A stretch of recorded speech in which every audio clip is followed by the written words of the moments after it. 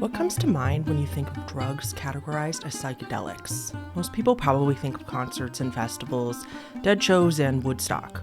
However, some psychedelics have actually been used for centuries in various religious, spiritual, and cultural practices. Many of us in modern times forget that these substances have roots in many indigenous cultures. But as these drugs move to Western societies, the uses and purposes of the substances has warped. People are not always under the guidance of a shaman, and sometimes, instead of the night of their life, they report literally traveling to hell and back.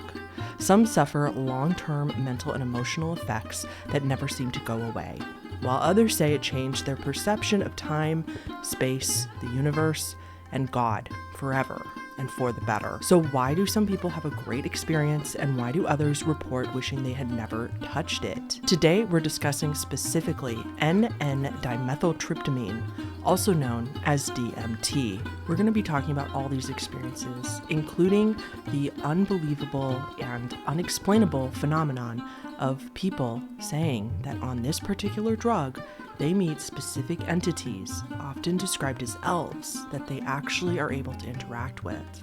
The reports are eerily similar, and even weirder than that, people all over the world, without knowing each other, are describing this experience. And spoiler alert, the implications of this are both terrifying and glorious.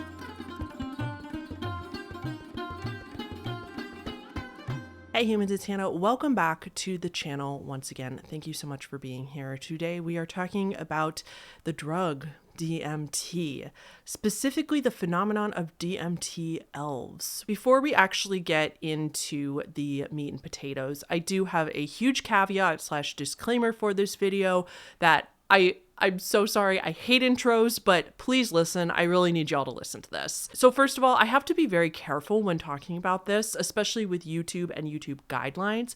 I will follow their guidelines, of course, because I don't want to get in trouble. And part of their guidelines is ensuring, understandably, that the use of drugs are not exploited or glorified. Totally fair. That makes sense. There is a lot of nuance in this video, though, that we're going to have to be careful about. Now, my first huge disclaimer is that I am not in any way, shape, or form endorsing the use of any drug, whether it's legal or illegal. Please remember that recreational drug use can go very, very wrong. It can cause physical complications, mental complications. It can mess with your job, your relationships. It can become very addicting, sometimes physically addicting, sometimes psychologically addicting, sometimes both. Specifically, recreational illegal drug use can get you in some life-ruining financial and legal troubles. This video is for educational and entertainment purposes only. The goal is to explore what people have done with these drugs and what it might do to somebody in order to learn more about it, which in my opinion is going to make less people do it, especially without knowing what they're doing. So I think videos like this are actually important. And that sounds like a cop-out to try to get around the monetization guidelines, but it's really not. I really do wish I had more of these types of videos when I was younger or just in life in general to really learn about seeing more hands-on what this stuff does. And then the second disclaimer, of course, I have to say this for legal purposes. I am not a medical doctor. I am not a pharmacist. I am not a chemist. All information in this video was taken from what I understand as reputable sources. They will all be linked down below. So I am getting this from sources, journals, and studies and stuff like that. There will be anecdotal videos and testimonials mixed in, but nobody ask me medical questions because I can't answer them. Please, if you have an actual medical question regarding anything in this video or this drug, please seek help from an actual professional or medical doctor. Last, thank you to Linkselmore5364 for this wonderful suggestion for a video in my community tab. So like I said, there's going to be a lot of nuance in this conversation. We are going to talk about what this drug exactly is, its uses, and how it might be bad for some people, like what bad things have happened, and then more on the positive side and positive things have happened. Again, in neither of those conversations am I advocating for doing this in any way, shape, or form, but I also don't want to fearmonger and pretend like people aren't going to use these substances anyway. I also think it is important to state that I'm sorry, but psychedelics like this are not the same as Oxycontin, heroin, meth, those very physically addictive substances that really ruin people's lives. So let's start with what is DMT. N-dimethyltryptamine is a long way of saying DMT. DMT is a psychedelic drug. Its effects are much like shrooms or LSD, but the biggest difference is that DMT typically takes effect faster, however, also for a shorter period of time. So for example, if DMT is inhaled, the effects of the drug are going to be very short. A lot of people report sometimes only 5 to 10 minutes short, depending on the dose, of course. But that means that the effects are almost completely worn off by 15 to 30 minutes, typically an hour at most. The slang term for this drug is actually called the businessman's trip, and it's called that because you can do it in a short amount of time and pretty much go back to what you were doing a few minutes later. Another slang term for it is Dimitri. I don't know if you guys have ever been to a concert before, but a lot of concert or music festivals, people will walk around and say have you seen my friend Molly? I'm looking for Molly. I'm looking for my friend Molly. You know what I mean? And they're actually looking for ecstasy. Well, DMT is often referred to as Dimitri, and I think it's the same concept. People can say hey, come hang out with me and my friend Dimitri. It's often also referred to as elf spice, which, as you get by the title of this video, we're going to talk about that later, but that refers to the elves that people see while taking this. Now, interestingly enough, after it is formed into the drug, DMT often comes in a white powdered substance. Except unlike the other powdered substances which we typically think of, like the one in Breaking Bad, which are manufactured by humans, this one is derived from plants and from nature. Plants such as these on the screen right now.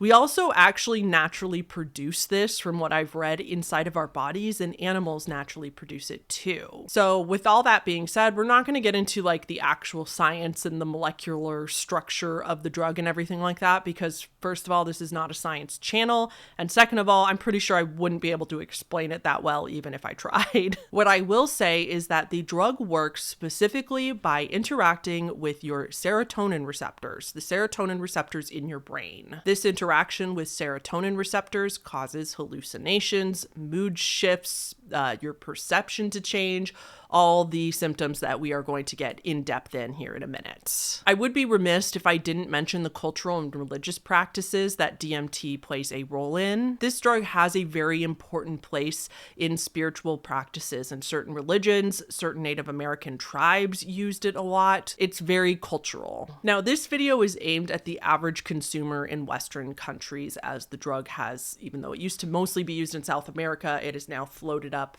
to Westerners. Now, because I am not part of those Native American cultures or the other South American cultures that use this in their practice as part of their rituals, I'm not going to speak on it too much, just because I don't feel like I'm the right person to speak on it. And I also just want to make it clear that I'm not condemning the use in cultural practices that I know nothing about. However, we do need to talk about the Native American customs, because these customs definitely leaked themselves into our Western cultures as well. So DMT, like we said, can be smoked for short-term effects, but these Native American tribes typically consume it through a brew, through a tea. You might have heard of it. It's called ayahuasca. Ayahuasca is typically a blend of Psychotria viridis leaves, which contain DMT. That's one of the plants that contain DMT, but the tea also contains an ayahuasca vine, which is a monoamine oxidase inhibitor, or also known as an MAOI. This ayahuasca vine added to the tea makes it so your body can't break down the DMT. I believe if you just ate the plants, nothing would happen, because your body would just move it through the stomach and the stomach acids would break it down. That's my understanding. Now, these Native Americans do add other herbs typically to this tea. It's not just these two things. They usually add other herbs and stuff to help with the negative side effects of the drug. And like I said, they do this for a ritual. Now, this, if you consume it, much like the devil's lettuce, where if you eat a brownie, it's going to have a very different effect than smoking a joint. But if you take this DMT brew, you are gonna trip for hours. Hours. I have even heard of it happening to some people for days at a time, which sounds really scary to me. I don't know about you. This tea has been used for thousands of years in a lot of South American cultures. What's also different is that when you go to these cultures, they have shamans that are like, spiritual guide experts and also very experienced with using this substance, and they very much know what they're doing, and they know how to help you if you have a bad time or if something happens. And so they are very much proponents, these Native American tribes and the people that originally used this drug are very much proponents for having a shaman specifically watch over you while you do it. And that shaman is sober while you're doing it, but they also know what they're doing, dose, and how to help you if something happens, right? So these cultures actually say, really don't do it without a shaman. When these cultures did partake in these rituals, it would let them practice divination.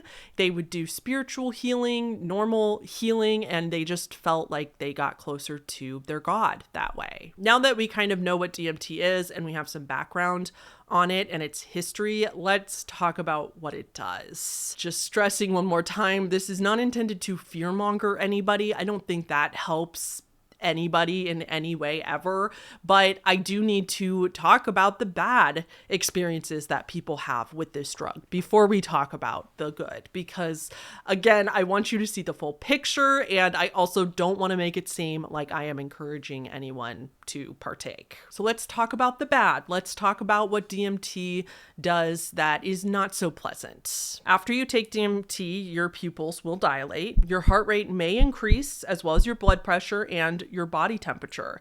Some people report feeling dizzy, agitated, and even experience chest pain. Specifically, if you take it in the ayahuasca tea form, you may become nauseous. A lot of people throw up and get a lot of diarrhea. If vomiting and diarrhea occurred in these native cultures, though, a lot of the tribes would think that it was actually just expelling extra negative energy and extra like your baggage out from your body, which I thought was just a side note, but really interesting. So with those physical symptoms, some people, like we'll get into, have a great time.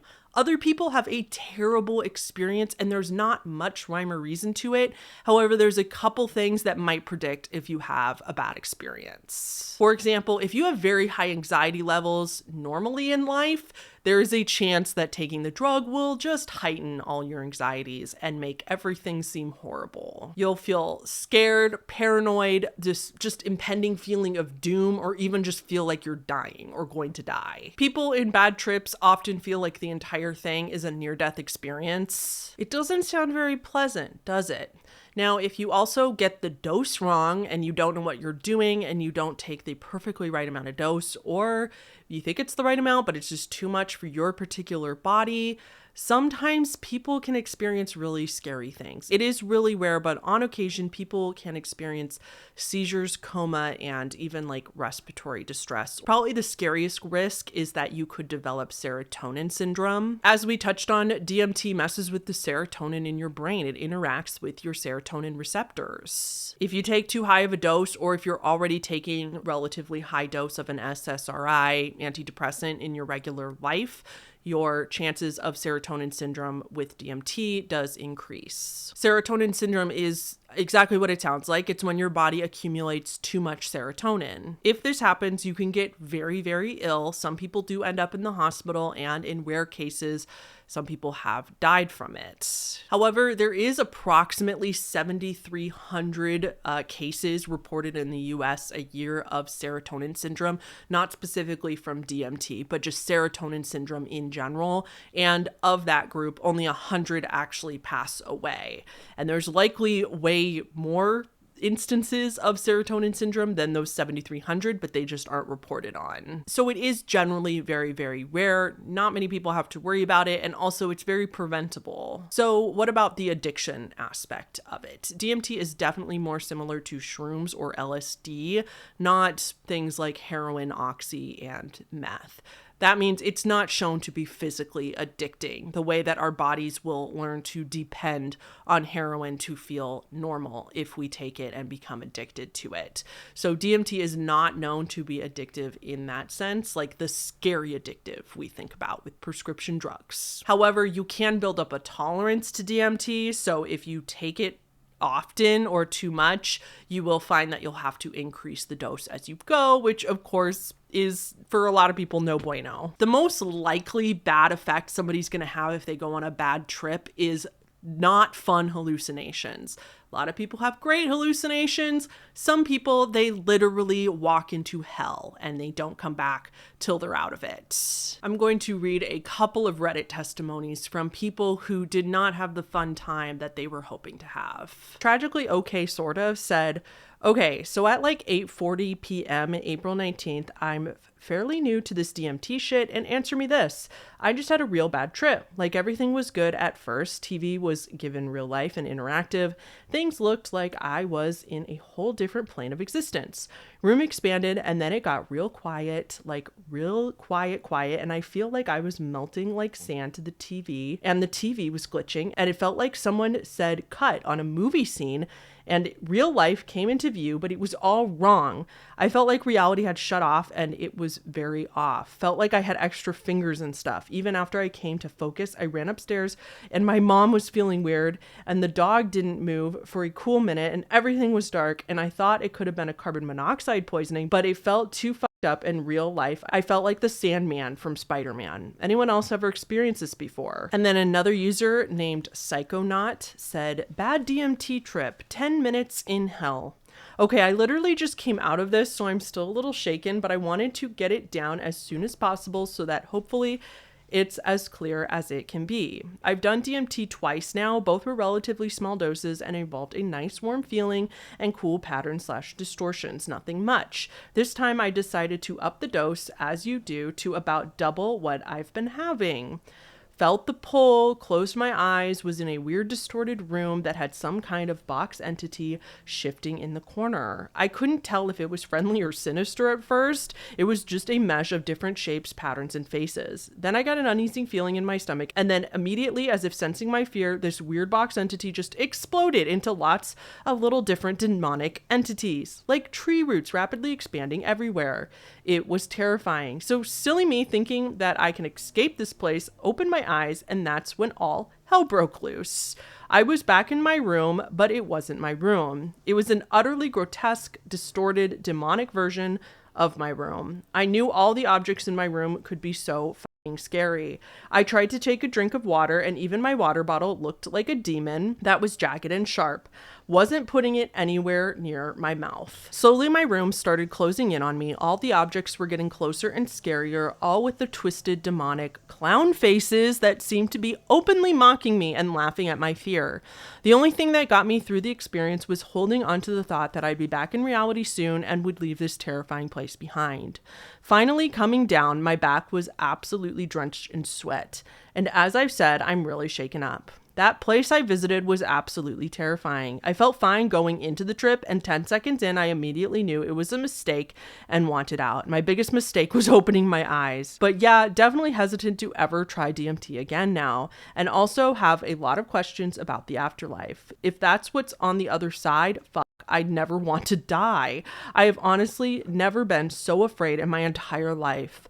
Anyone have a similar experience to this, and how did you deal? So now I'm going to show you a video example of a potentially bad trip. This is actually not an NDMT, which is what we're talking about in this video. This is actually an example of a 5-MeO DMT trip, which is very similar. They're both DMT and they are very, very similar drugs and act in a very similar way. The difference, though, is confusing, but from my understanding, the 5-MeO DMT is stronger, so people really need to, again, know what they're doing if they take that one rather than NN-DMT, because the 5-MeO DMT, the dose can be like way off. Like if you don't know what you're doing, the same dose of regular NN-DMT will not be the same. And so this is an example of a woman who is under the guide of a shaman, and she took 5-MeO DMT with him, and he is guiding her through.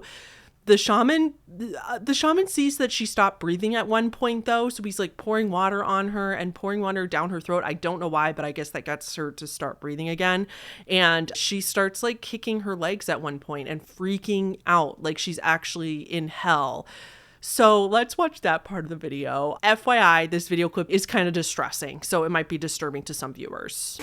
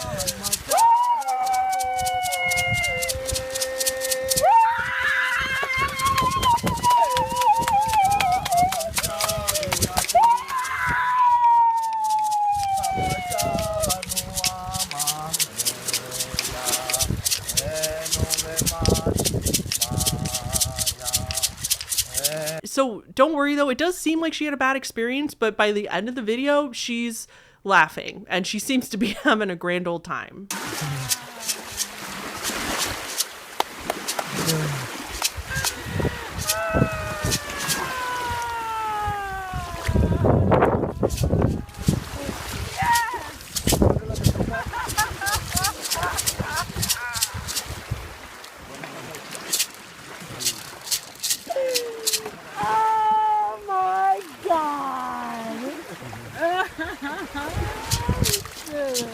Now, 5-MeO-DMT is the one that can be found on certain types of toads. So, you know, in media, especially that episode of The Simpsons comes to mind where Homer licks the toad. Oh, here we go.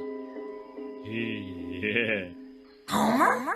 And in certain media, when people lick the toads and they get this really crazy psychedelic experience, I believe usually they're referring to DMT, but DMT can be found on these certain types of toads. However, of course, do not do this. Leave the toads alone, first of all. This is not nice to do to the toads, to the ecosystem. It's stressful for the toads.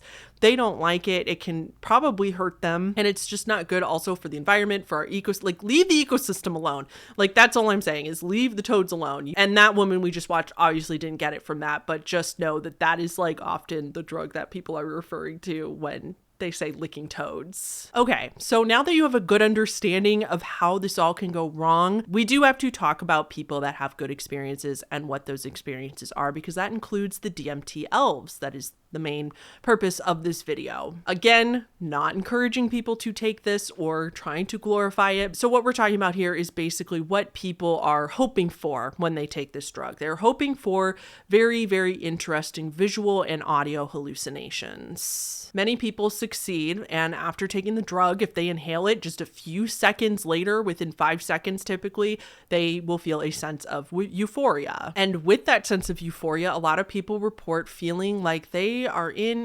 literally a different universe. sometimes like that time is warped, that they are warped. This is often referred to as breaking through or having a breakthrough when you actually get to the other side of reality, like you're not in this reality anymore, like it's actually taken real effect on you. They call that breaking through, and it is possible to take this drug without breaking through. For example, one person on Reddit that I read said that they never break through when taking psychedelics, and somebody else said to them, like, that's okay, the waiting room is cool too. And I thought that was also an interesting piece of slang used in the drug world, of that if people that are still like feeling the effects but not fully having those hallucinations and otherworldly experiences, it's called the waiting room. So I'm going to also read a couple of experiences of people from Reddit who had good experiences. I'm just going to read two. I'm not going to read too many because, again, I do not want YouTube to think I am glorifying the use of drugs or trying to encourage people to do them. I just think it's really interesting. Okay, this first one is from I Like Turtles. My trip, I didn't weigh it. Some homie made it and just scooped it and put it in a bubbler, and it hit hard. Within 5 to 10 seconds, I was in it. I went into the bardo, as in the Tibetan Book of the Dead, the space between life and death where you wait to be reborn. I was in that, and the room had crazy fractals, and I felt that everybody knew about this space except me, and it was a big secret, and I was just finding out about it. I felt kind of insecure, as if I was late to the party. No aliens or beings. Shit was effing intense. By far the most intense shit I've ever done in my life and probably ever will. Like a 1/8 of mushrooms times 100. Such a sudden extreme change in consciousness in seconds. It changed my entire view on reality for a bit until I just forgot about it. Instead of me thinking I was in a universe, I now was the universe and everything within it. Like others said, I felt like I zoomed out on a Google map. Instead of being a single house, I was zoomed out till I was the entire map. Then Undane said, mine was on the floor of my living room, laying on my back, and I watched the ceiling vibrate and turn into a jellyfish, like I was looking down on a smack of them from above as they floated on the sea. They parted into a triangle, which then shot upwards as if I was looking up from the bottom of a crazy long well that was lit by square lights. At the top, the light was bright white, and 3 beings, one from each edge of the triangle, bent over to look down at me. We didn't talk, they didn't seem evil or benevolent, more like they were just interested in seeing who had found their way into that world. It warped around a bit and they kind of faded away at the top. Then the whole thing was replaced by my ceiling again. Super effing crazy. Being an LSD/mushrooms guy, I was struck by how fast it started. Nutty experience. Okay, so now for some video clips as well. It's actually really not that interesting, surprisingly. It's not people freaking out. Typically, all the videos I watched of people that were that had inhaled this, they did do it for educational purposes, and it's actually interestingly very boring. So I'm going to show you a few clips that I found around YouTube.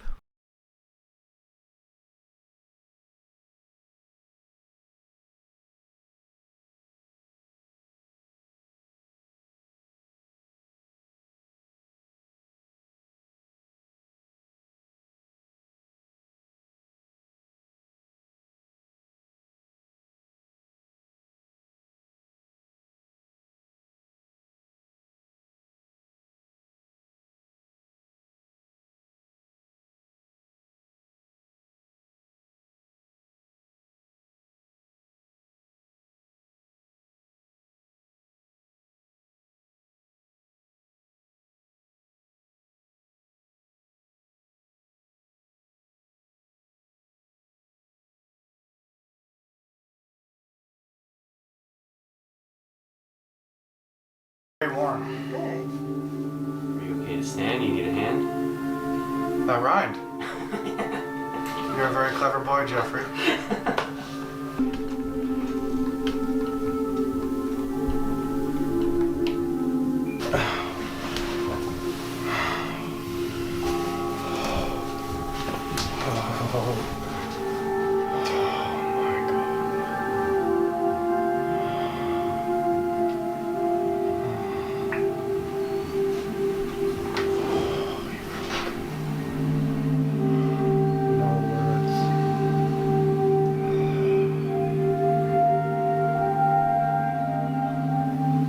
What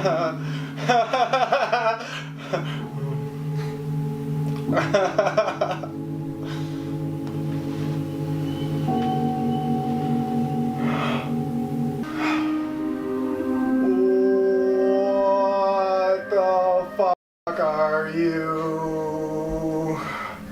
I don't like you. Go away. Go.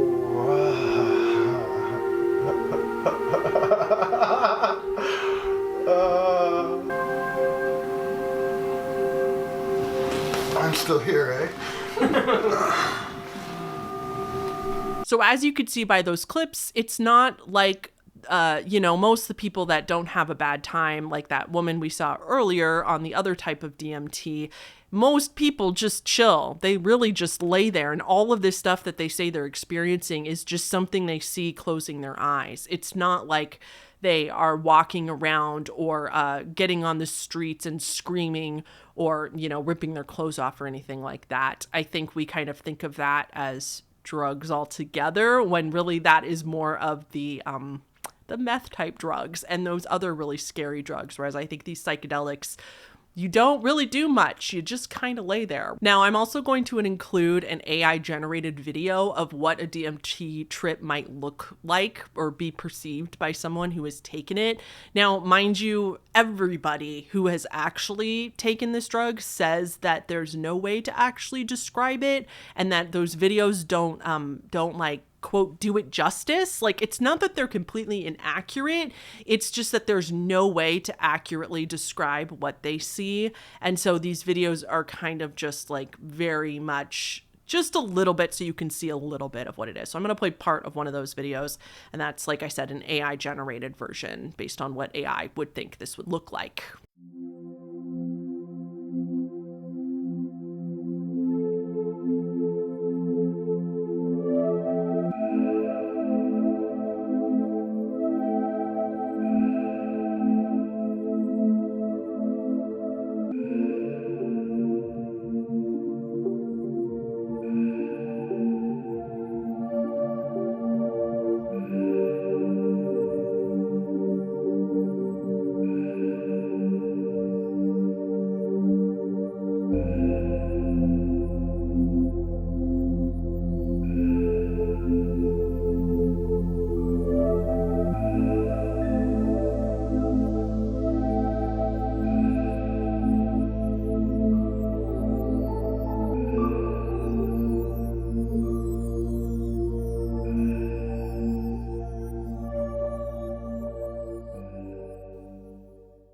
So there's these really great experiences and there's these really bad experiences. And then there's these experiences that I wouldn't categorize. Like, I can't decide what category they'd go in, because believe it or not, there's experts that theorize that because of these near-death experiences that people have when taking DMT, that DMT is mimicking and showing you what transitioning into death actually feels and looks like. So DMT is actually a little like peephole into the transition between life and death, and you can see it without actually having to die in order to see it. Of course, we don't know this because we can't ask someone who's actually died what their experience was, but I do find this very interesting, and I can't help but think, like, did my 84-year-old grandma, who when she had her life-ending stroke, like, hopefully she wasn't in any pain, and we know it was quick, but hopefully she wasn't in any pain, and did she experience something like this as she went from this realm to wherever you go when you die, into another realm? And then there's this whole other subcategory of things that people experience that involve ego death. Ego death sounds terrifying to me. I don't know. Some people have described it like the way, I don't know if you guys did this when you were a kid, and don't do it because people on TikTok, it really gives you an existential crisis. It really messes you up. But it's like when you think of a word too many times and it starts to lose its meaning because you say a word over and over, and people do that to their own existence. I used to do that as a kid, and I would have full-blown meltdowns because I didn't know what was happening, and my mom knew what happened and she had to calm me down. But sometimes people explain it like that, like that's what ego death is, and that when you experience that while on this drug, it's like that, except you can't get yourself out of it the way you can't with the way your brain kind of can, if that makes sense. From the Very Well Mind on Google, it says ego death is the demise of your sense of self as you know it. Ego death results in a significant reduction of self-referential awareness, sparking a disruption in how you view yourself in the world, and sometimes encourage a feeling of unity with others and the world in general. Wikipedia says ego death is a complete loss of subjective self-identity. The term is used in various intertwined contexts with related meanings. In death and rebirth mythology, ego death is a phrase of self-surrender and transition. It's really interesting because I can't really explain it because I'm not even sure if I understand what it is, but it's just something that I guess can be quite, again, it's like scary, I think, for a lot of people, but it's scary cool for a lot of people, kind of like a roller coaster, you know, where it's like it's scary but it's fun scary. So I think it's more like that when you experience it, but I'm not positive. All right, so now let's talk about DMT elves. I know it took us a long time to get here, and I know this isn't like the actual, I know that DMT elves hasn't been what I've been talking about this whole time, because honestly it's not too long of a thing to discuss and explain, and I also think it's really important to know all the background of DMT before talking about the DMT elves phenomenon. Now, you guys, DMT elves, this is the most fascinating thing I have ever heard of. So DMT, as we talked about at length now, causes hallucinations. But there is this weird phenomenon with DMT specifically that science cannot figure out, and that is something called DMT elves, or also very frequently it's called machine elves. It is baffling because people who do shrooms and LSD, which is also a psychedelic drug similar to DMT, they do not report seeing these entities. But people who do DMT specifically often report seeing these entities. And what's even crazier is that people all around the world explain that they experience this similar type of entity. Even if they're in different forms, they still say that they experience this same type of thing and that it's so real, realer than real. And all these people that report it don't know each other. And it's such a crazy phenomenon because it's like the theory is that people, when they do DMT, are visiting another realm or another universe where these entities exist. So here's a picture of what one of the elves might look like. This is just a rendered image based on people's reports. We also cannot talk about DMT or any type of psychedelic drug, of course, without talking about Terence McKenna. Terence McKenna was somebody who really, really studied the effects of these drugs and was of not just this drug, but all kinds of drugs, and was very interested in it and also just a huge advocate for making them legal, basically making it a personal choice for people, which I'm not going to lie, I agree with it. Again, I have to be careful because Mommy YouTube will get mad at me, but I'm not advocating for drugs, but I do personally think that especially drugs that are not like heroin, meth, and cocaine, like those, like all these natural drugs, shrooms, like these kind of drugs that have shown not to be addictive and have also shown not to kill people and harm people. It's like even authorities don't know why it's illegal. They just know that it is. And I'll tell you, not to get too far into it, but it's money because that's the majority of it. That's why most drugs are illegal, is because the government and money. And that's a whole video for a whole nother day, but also race and stuff like that. But again, we're not going to get into that. I'm just saying that even though I am advocating for like, don't just go out and do drugs, especially without knowing what you're doing. I do personally agree with Terence McKenna that it is illegal for all the wrong reasons. So Terence McKenna was also an author and he was a philosopher. In his 1989 book called True Hallucinations, about his experience seeing the elves, Terence McKenna, interesting, is actually the one who coined the term machine elves. He's the one that first kind of described them in his trip on DMT. Quote, during my own experience smoking synthesized DMT in Berkeley, I had the impression of bursting into a space space inhabited by merry, elven, self-transforming machine creatures. Dozens of these friendly fractal entities looking like self-dribbling Fabergé eggs on the rebound had surrounded me and tried to teach me the lost language of true poetry. So a lot of people see entities when they're doing this, and that is what we call DMT elves. And a lot of people also report not only seeing the entities and creatures, but also reporting that they very much act the same. So a lot of the times they are friendly is a common pattern that we see. And often they just want to give you a message, like not a scary message. They just want to pass on a kind message to you. So for people that have these entity experiences, they are like, notably, you can interact with them and people have full on, conversations with them, but they don't always show up as like elvish little mini creatures with pointy ears, right? Sometimes people report that they look like aliens. Some people have even said like bugs, like a praying mantis.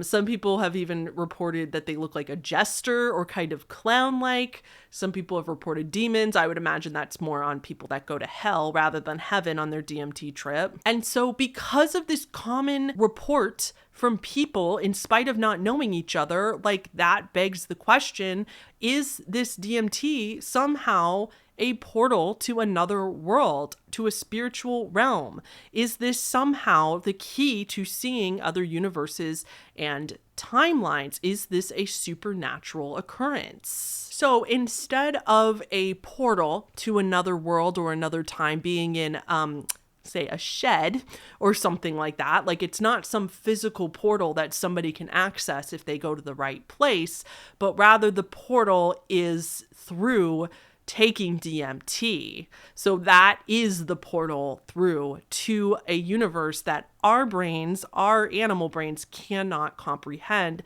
on the Earth's existence. And then are these machine elves, these entities that people discover on the other side of their trip, are those the creatures that inhabit this alternate universe or this other realm, and it is letting us interact with them. In fact, a 2020 study done by the Journal of Psychopharmacology, over 2,500 people were surveyed about their experience with DMT, and 81% of respondents said that their trips had been, quote, more real than reality, which is quite profound if you think about it. And I read a lot of anecdotal stories on Reddit and things like that of people explaining that like that is, yes, that's it. It's realer than reality.